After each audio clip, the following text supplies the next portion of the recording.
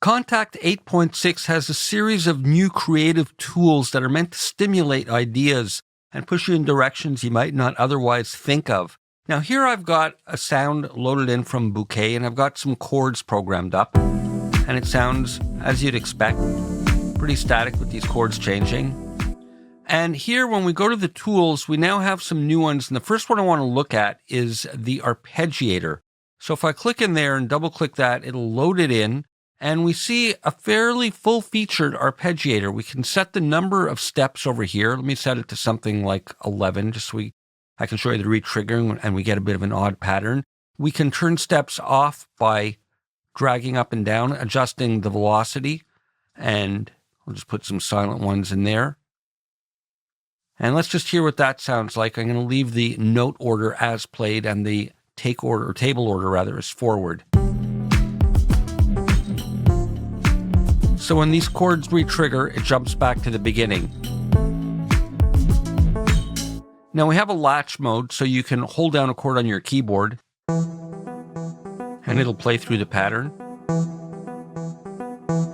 And I don't need to hold the keys. You can see I've taken my fingers off and press that and it'll stop. So again, trigger the chord, take your fingers off, and it plays until you step on the sustain pedal or press latch. So the sustain pedal corresponds with the latch button. I'm pressing on it now and it's triggering it down as long as I have it held. So here we set the number of steps in the pattern, the rate, when we can get triplet values. The T is triplet, 32nd, 16th, 8th, 8th triplets, etc. And we can add swing to it.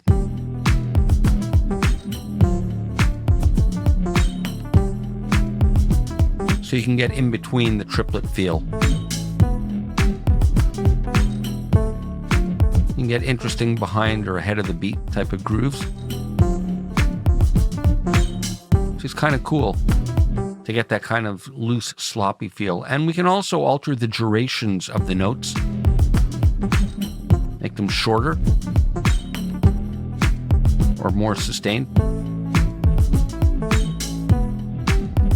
We can repeat each step a variety of times, up to 8. But let's say I go to 3.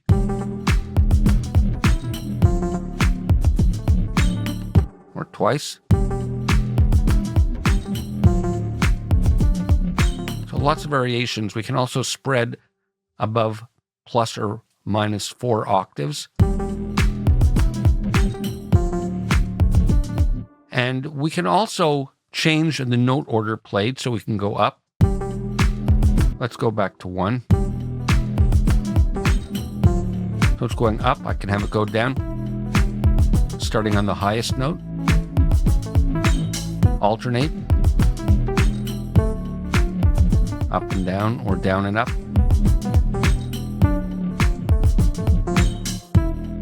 I like random.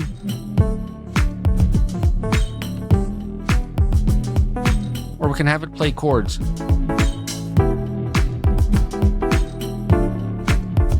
And it's fun to adjust the pattern as it's playing. Now we can go through the table, forward, backward. You can see the step motion backward. Forward is the default. Forward and backward alternating. And of course, when the chord gets re-triggered, it starts over. Random, which is really stimulating. And you can sync it to the host position. Let's make it a longer number of steps.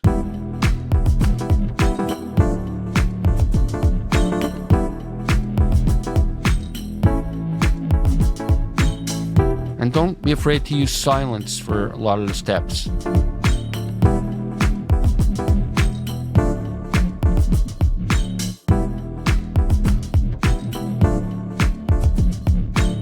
Get accents like that.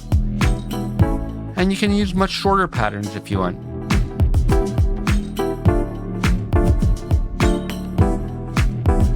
So all this variation from some simple held chords. And I can slow this down to 8th notes.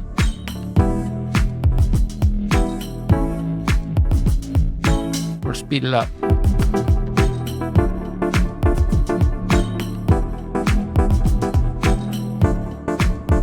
And you'll likely come up with some interesting ideas.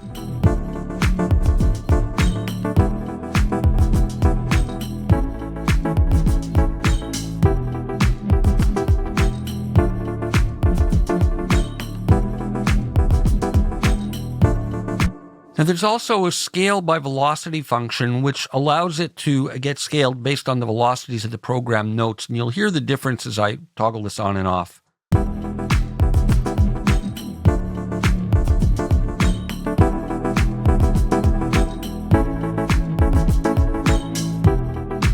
And we can bypass it here and just get the content playing without being affected by the arpeggiator.